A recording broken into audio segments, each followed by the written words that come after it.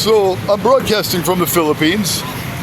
I've been here a little over 3 weeks, and I talk to everybody all the time.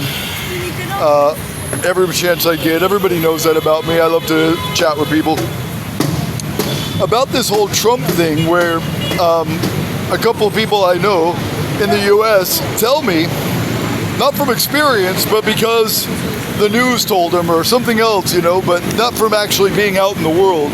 They say that the rest of the world is laughing at the U.S. for electing Trump. That's not true. I haven't met one person here in the Philippines that had anything negative to say about Trump, and many people said they like him. That's the difference that I see.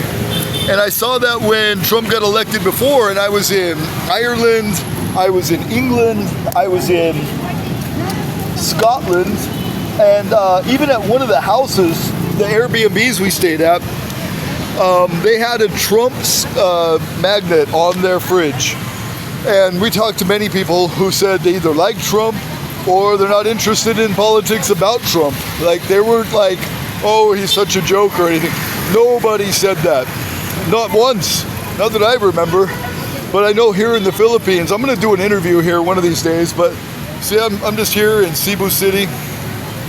And here's what I think people are feeling comfort about with Trump is, for one, Trump ended the wars and didn't start any new ones. That's a big foreign policy that people here, especially in Asia, like where China's so close and whatnot, they care about that, Like Obama, for example, he surged the Iraq and the Afghanistan war. He put more troops there. And he started 5 new conflicts without even a declaration of war. Libya, Syria, Somalia, Pakistan, and what's the other one? There were 7 total anyway. And I made a blog post about it on disruptarian.com. But whereas, these Democrats continue to surge wars and start new conflicts, Trump didn't. He did the opposite. That matters in the world. People like Trump. That de-escalates world tension. So I don't believe that anybody's laughing at us for electing Trump. Biden, on the other hand, everybody was laughing at us because we were getting taken advantage of so much. Biden ended local, domestic oil production, closed a bunch of the permits and drilling fields and offshore drilling, and drove our fuel prices up significantly. And then we had to buy from Iran and China, people who are in a trade war with us, and we gave them our energy business. Whereas with Trump, we made our own energy and gas prices were lower. How did that help the common man? Well, gas prices were lower, but also transportation costs were lower, so food prices were lower, domestic goods were lower,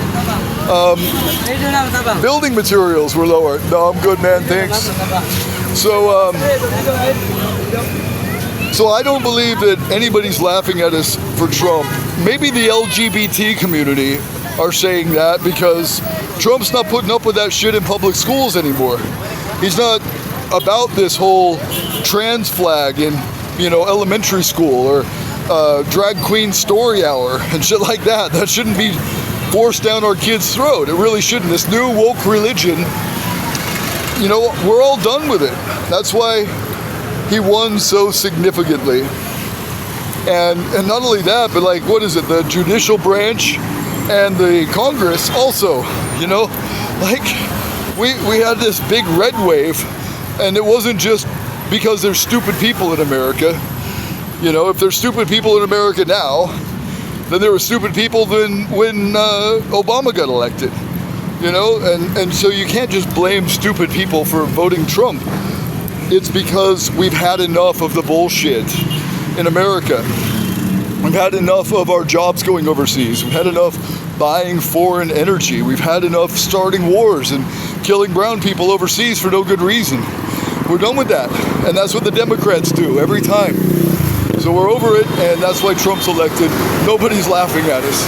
Bet you if I ask one person here what they think of Trump, they're not going to say they don't like him. I should here. But it's ridiculous what people say. They're just mad.